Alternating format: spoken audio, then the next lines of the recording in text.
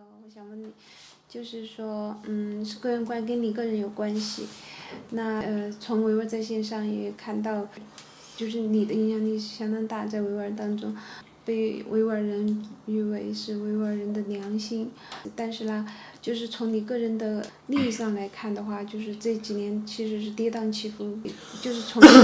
个人的，你曾经就是都成为是。都北京城里面最富有的维吾尔人，现在到，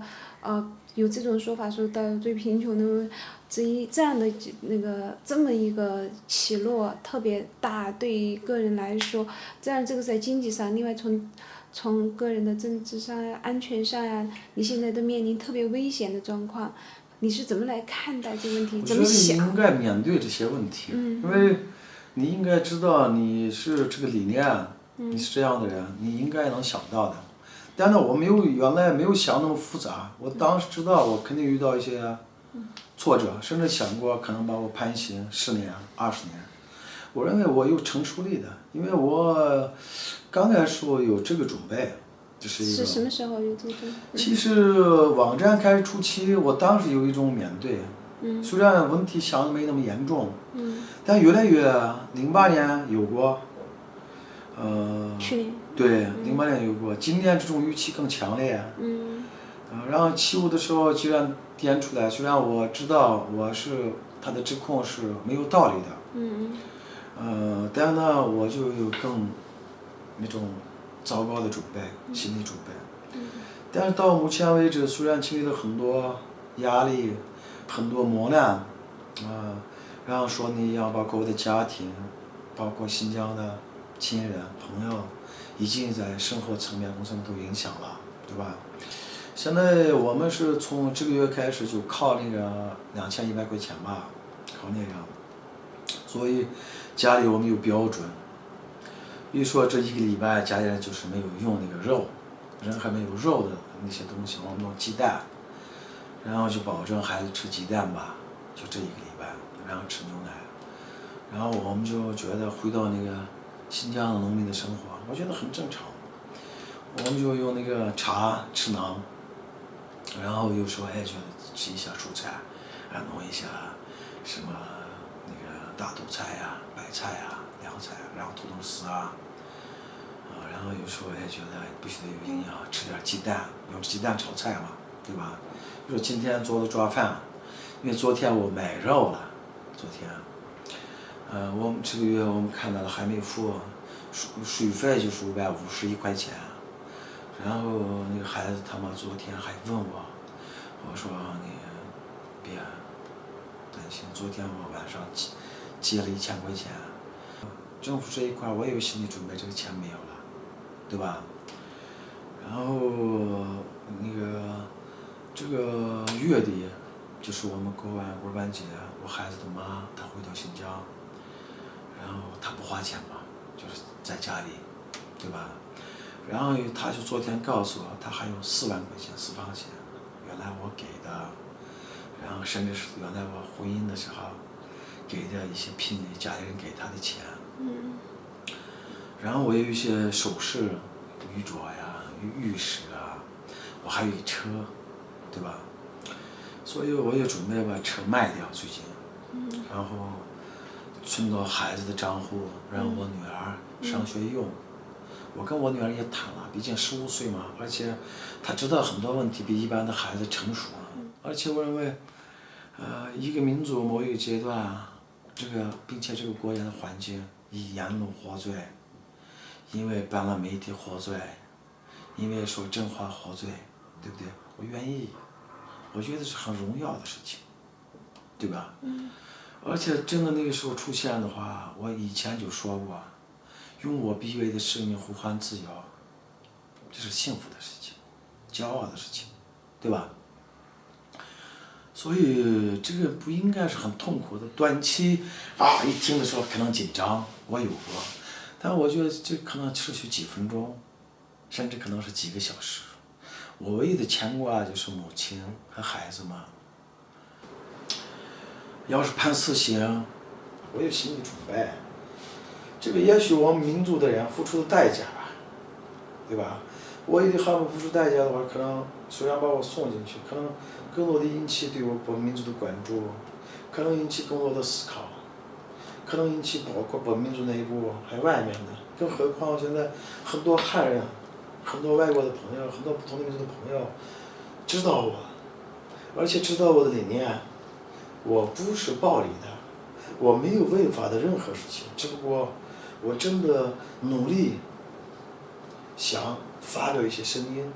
努力把我们的文化、我们的一些情况，虽然我们做的不好。那么还有一个，我认为我不在的话，别如在线可能搞得更好，将来很多朋友，像你这样的朋友，我相信你们的良知。但有人说我是维吾尔的良知，我不够格，我希望成为维吾尔的良知在我身上体现，像很多人的身上体现，我尽量成为良知的人，对民族良知的人。要成为一个民族良知很骄傲的人，我是很幸运的呀，想的话，对不对？我很骄傲，我真的做到了。而且我自己也想，我有时候呢，要是能创造出某种理论或者是模式，比如是和平的争取自己的权利，一种抗争的模式，对不对？而且能够取得主流社会的认同，我觉得死了很幸福的。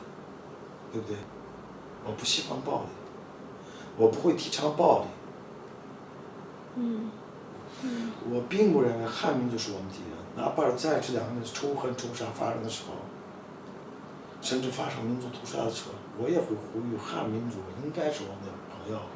我也会说出我们应该成为你们的朋友，不是敌人。那么，但是这个国家什么事都会发生，对呀。所以呢，你都会随时有准备。你没有想过的很残忍的事情在你的家庭、你的身上。我也有一个疑虑，把我污名化到时候，比如说我卖白粉，说我卖武器，我是组织过暴力，我是东普恐怖分子，甚至他去过拉登的基地，他是拉登的人，他是美国的特务，他是日比亚的人，他是委会的中国的什么，对吧？我不知道，反正各种的东西。所以呢，就是很多东西无所谓，应该勇敢的面对，对吧？勇敢的面对。当然呢，我是很希望到时候一个是依法处理，这是一；二，就是很希望，因为我不要影响汉民族之间发生仇恨的事情。但是呢，我也不希望这个时候没有维吾尔的声音、汉人的声音、理性的声音，对不对？这是我对汉民族的期望，对我们民族的期望，对良知的期望。然后第三个呢，就是我很希望，哪怕要出现死亡的事情，把我埋在新疆，就是维吾尔的家园，哪怕是冰山上，哪怕在沙漠还是路边儿，对吧？哪怕那种希望我不要我的遗体留在新疆之外的地区。然后最担心就是孩子吧，对吧？我怕他们遭到破坏，因为他们已经遭到破坏。为什么？他没有学校上，对吧？旁听生，我怕那时候旁听生都没有了，那时候小孩很茫然，不知道。我相信我女儿的良知，她你不一样，她受着我影响很大，我相信她的良知，她会成为一个有道德、爱这个民族、爱人的人，对吧？但我就担心她遭到破坏，然后还有一个担心现在的这个有孩子了，对吧？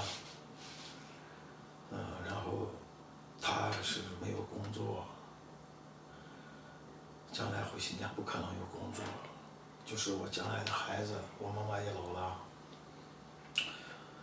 我就担心我将来两个孩子，但是可能很残忍的，虽然担心，明白吧？但是我觉得这个也许就是没有办法付出的代价吧，虽然你不愿意，对吧？但是我现在想，我虽然有各种各样的信息，有各种各样的预感，我还是不敢相信